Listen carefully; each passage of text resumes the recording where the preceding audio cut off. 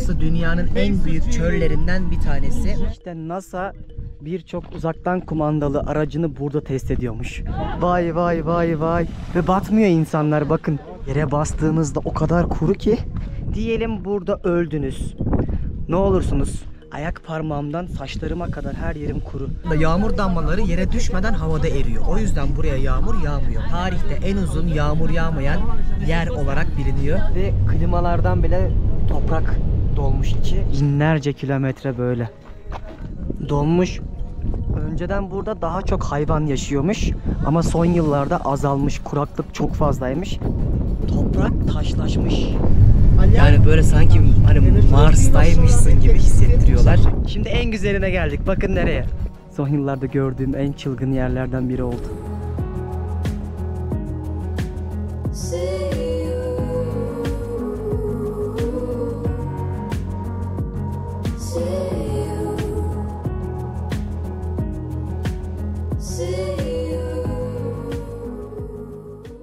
Herkese selamlar, ben Deniz Pehlivan. Sizlere şu anda dünyanın en özel deneyimlerinden bir tanesini yaşamak üzere videoyu başlatıp Şili'nin Atacama Çölü'nden merhaba diyorum. Yaklaşık 3 gün önce buraya geldik. Zorlu bir yolculuk oldu. Önceki bölümleri izleyenler zaten bilirler. Buraya gelme amacımız dünyanın en kurak bölgesinde nasıl bir doğa olayının olduğunu görüp şahit olup size anlatmak. 400 yıl boyunca hiç yağmur yağmamış bir coğrafyaya geldik şu anda. O yüzden zor bir gezi olacak ve aslında normalde dün gidecektik. Lakin dün resmen çok fazla fırtına olduğu için turu iptal ettiler. O yüzden bugüne ertelediler. Şimdi otelden biraz sonra çıkacağız. Böyle Türkiye'den getirdiğimiz, arkadaşımızın getirdiği çabuk çorbaları içiyoruz. Bir yandan da gelecek olan arabayı bekliyoruz. Çünkü bu turda yaklaşık olarak 6 saat boyunca bizi bir rehber gezdirecek. Bireysel olarak gezemiyorsunuz. Heyecanlıyım. Güzel bir deneyim olacak. Buraya gelmek çok zahmetliydi ama değeceğine eminim. Çok güzel bir coğrafya. Hadi bakalım, size iyi seyirler. Bize de bol adrenalin ve rüzgar dolu bir gezi olsun. Otelden çıktık. Gelmiş arabamız. Hadi bakalım. Güzel bir gezi olsun. Tek korkum çok rüzgar olmasın yeter.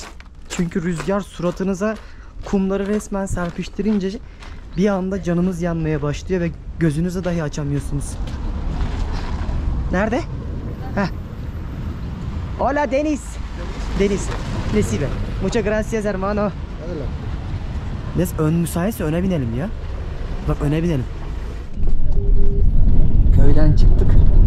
Burası San Pedro de Atacama köyü. Böyle toprak yollardan gidiyoruz. Heyecanlıyız.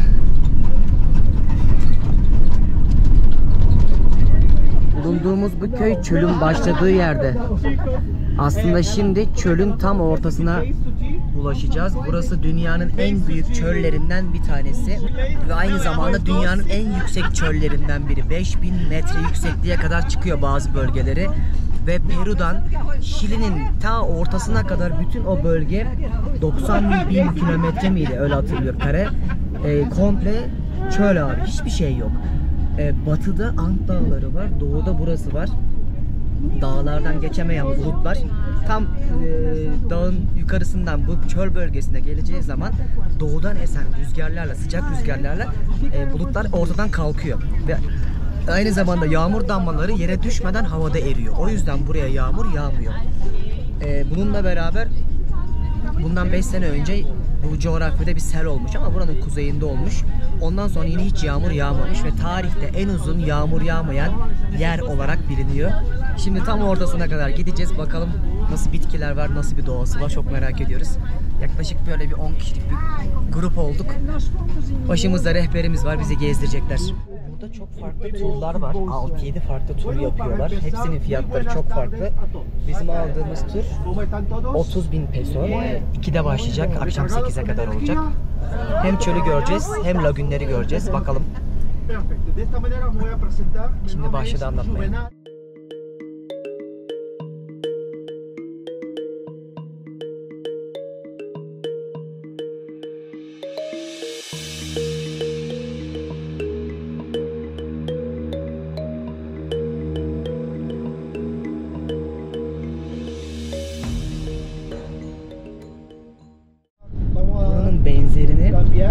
Ürdün'de de görmüştüm Adyur'da. Eğer hani böyle enteresan bir yer görmek isterseniz öneririm. Orası da harika.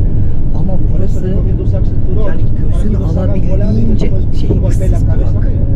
Ve taşlar artık kuraklıktan parçalanmış bir şekilde. Dışarısı da oldukça sıcak ve rüzgarlı şu anda. Yarım saat kaldı. Bir saatlik bir yolculuk sonrasında ilk durağımıza ulaşacağız dediler. Yani böyle sanki hani Mars'taymışsın gibi hissettiriyorlar. Ve burada zaten NASA'nın üssü de var. Mars'taki yapılacak birçok test de burada yapılmış. Araçların testleri. O yüzden dünyadaki kaya yapısı ve doğa olarak Mars'a en çok benzeyen yerlerden biriymiş burası. Klimaları açtılar şimdi. Klimalardan bile toprak dolmuş içi. Tozlar geldi. Arabanın içerisi full toz oldu. Zorla şu an nefes aldırıyorlar. Bunu bile umursamıyorlar, düşünün abi. Yine Latin kafası her yerde olduğu gibi devam. Hiçbir bitki yok, hiçbir canlı yok. Şurada lamalar gördüm. Abi şuralarda lamalar var. Az önce 2-3 tane gördüm. Aa şurada da var bir tane. Burada hiç su yok. Nasıl yaşıyor bu canlılar burada? Alabildiğince ıssız bir yere girdik yine. Hani böyle Mars'tan gelen görüntüler var ya, haberlerde görüyoruz. Sanki onun içine düştüm gibi hissediyorum.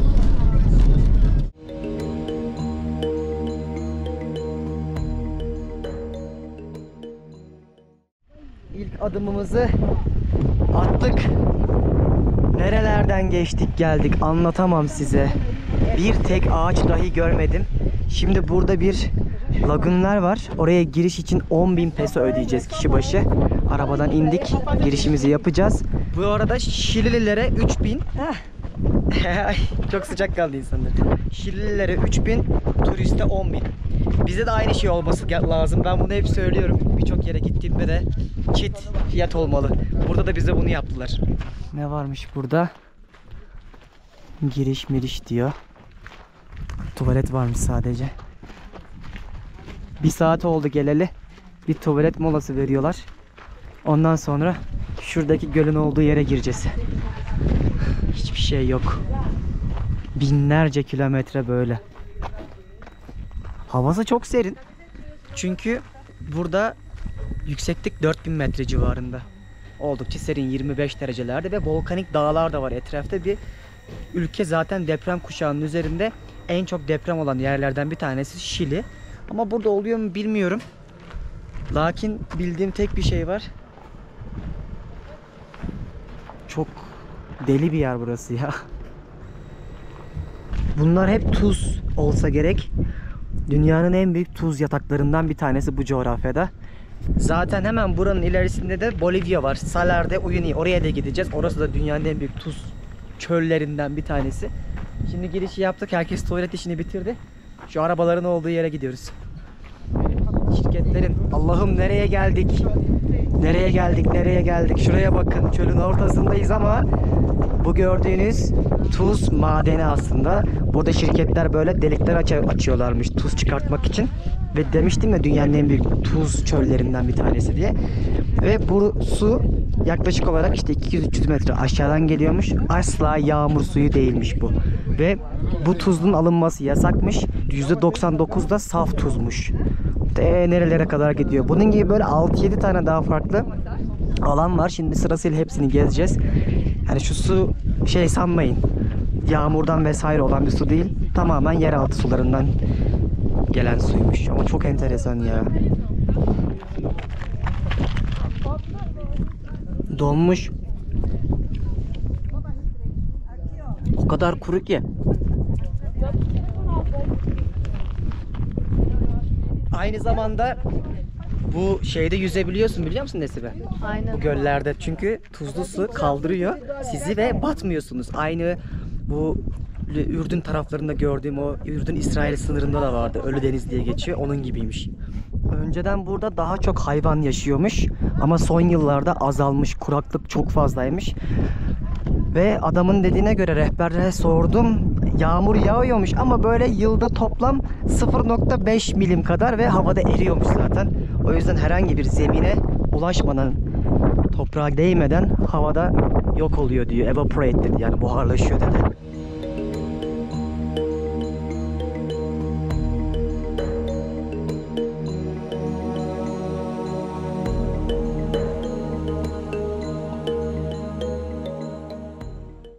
Bak çok enteresan bir şey göstereceğim şimdi.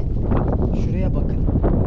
Yani resmen toprak taşlaşmış.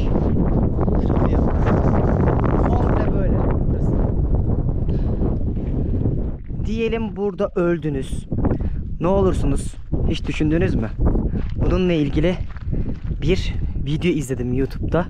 Burada dünyanın en küçük mumyalarından biri bulundu. İnsan bedeni ama kemikleri vesaire yapısı tamamen farklıydı. YouTube'da izlemiştim birkaç bölümde bunu. Neden böyle olmuş? Çünkü burada ölürseniz topraktaki minerallerden ve tuzdan dolayı vücudunuz resmen mumyalanmış gibi oluyormuş. Yani kemikleriniz erimiyor.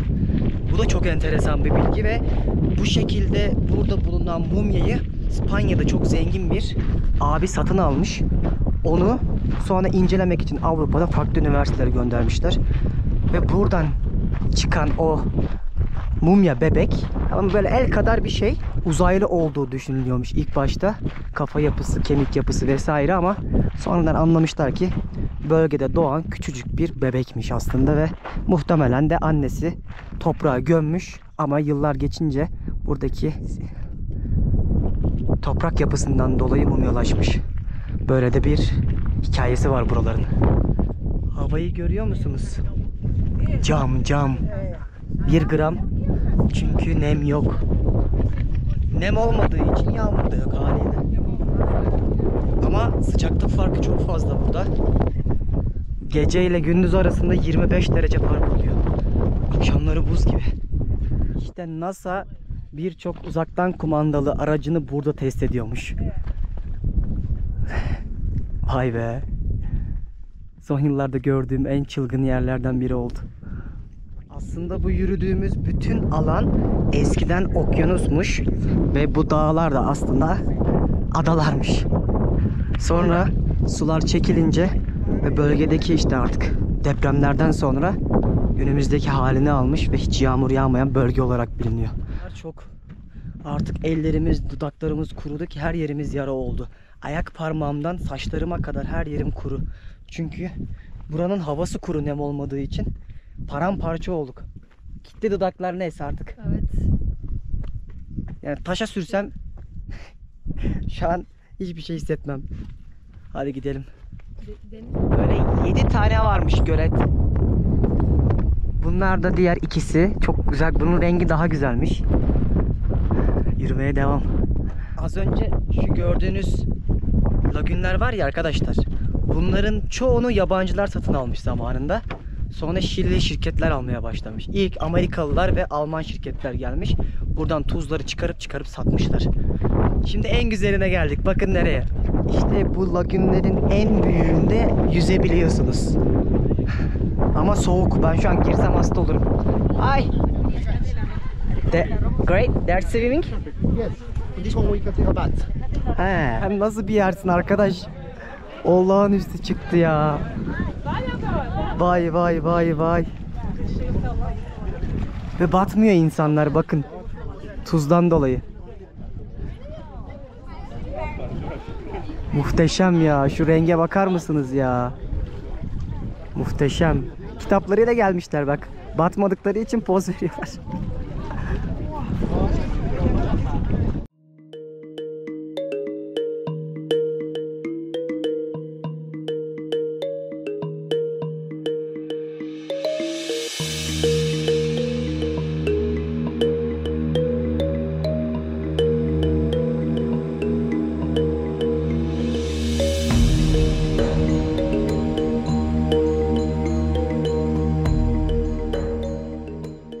Aslında buraya kendimiz de motor kiralayıp, araba kiralayıp gelirdik.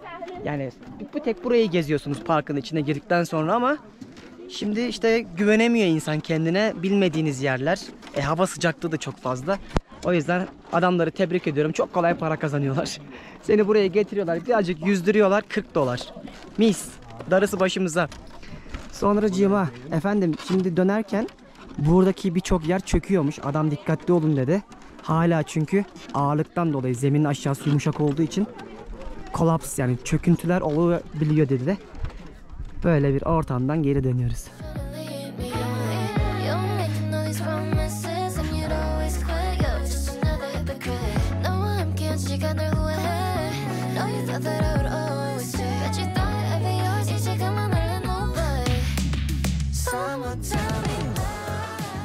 Şimdi parktan çıkıyoruz.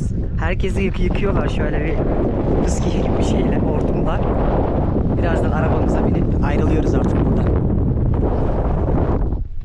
Birbirimize dokunduğumuzda nasıl elektrik çarpıyor? Türksel şey. Bunu zaten bloglar yazıyordu. Buraya gelmeden önce demişlerdi. Bölgedeki o elektrik neyindense işte fazlalığından mı ne denir tam bilmiyorum doğrusunu.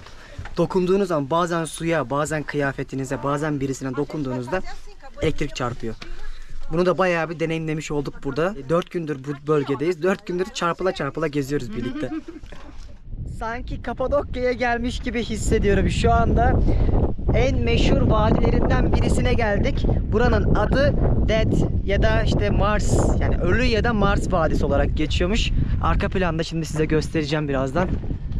Böyle kayaç yapısıyla ünlü, buraya gelip fotoğraf çekiniyorlar. Şimdi bizim arabayı da şuraya park ettiler.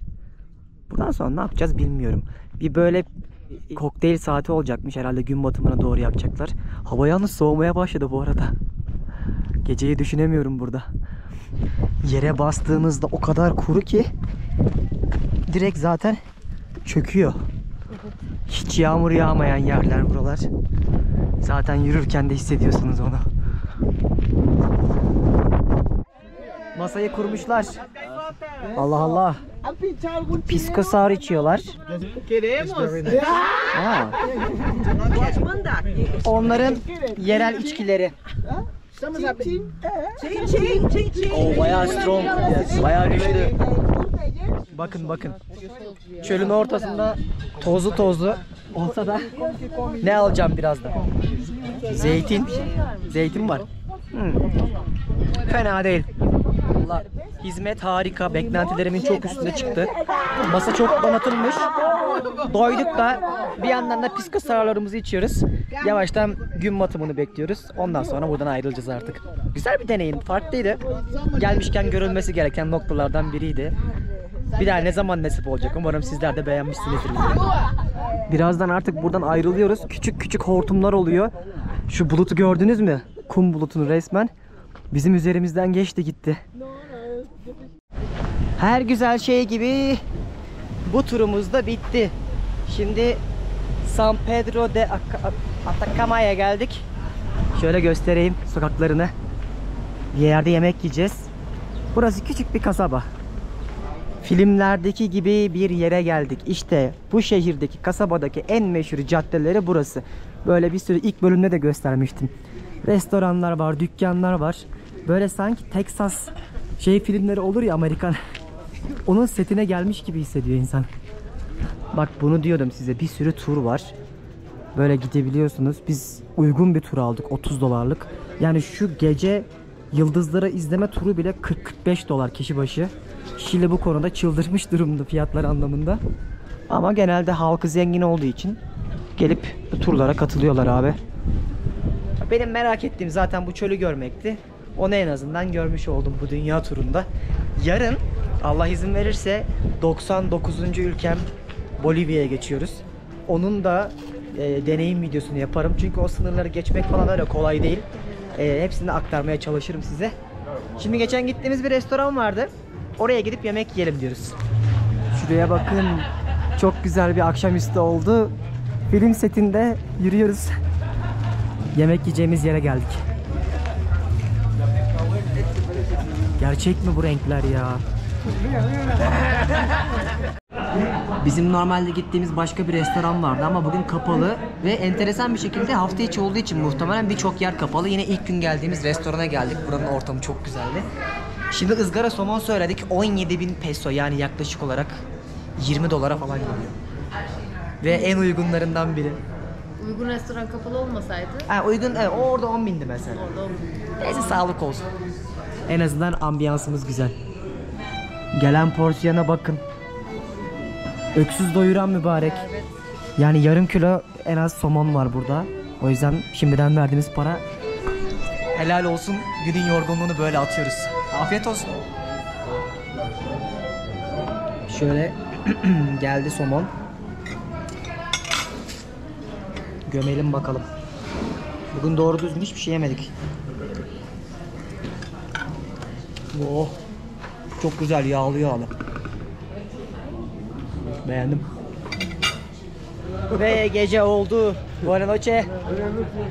Harika bir günün ardından artık otelimize doğru dönüyoruz. Yemeğimizi de yedik. Bugün artık dinleneceğiz. Todo bien. Kafaları güzel hepsinin. Dinleneceğiz ve Allah izin verirse yarın artık Bolivya'ya doğru gidiyoruz. Sınır değiştireceğiz. Uzun bir yolculuk olacak. Buradan 100 kilometre uzaklıktaki Kalama şehrine gideceğiz. Oradan otobüs bul falan derken onun da bölümünü ayrıca yaparım. Bildirimleri açarsanız inşallah size de güzel rehber olur. Şimdilik bu dünyanın artık en kurak bölgesinden elveda ediyoruz. Sonraki bölümde yine kurak yerler olacak ama burası kadar olmayacaktır muhtemelen. Devam ederiz. Güzel bir tecrübeydi. Gelmişken dünya turunda da görmüş olduk. Nasip oldu. Umarım sizler de iyi rehber olmuştur. Herkese Şili'den artık son videoyla elveda. Bolivya'da görüşmek üzere.